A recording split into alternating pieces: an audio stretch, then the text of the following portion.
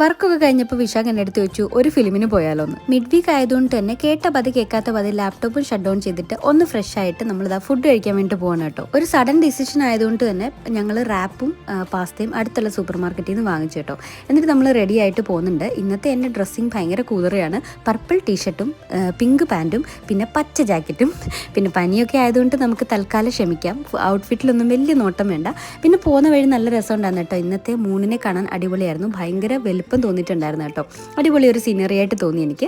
അത് കഴിഞ്ഞിട്ട് നമ്മളിതാ തിയേറ്ററിലെത്തി. നമ്മൾ പടമൊക്കെ കണ്ടു. നമ്മളിന്ന് കാണാൻ വന്നിരിക്കുന്നത് രേഖാചിത്രമാണ് കേട്ടോ.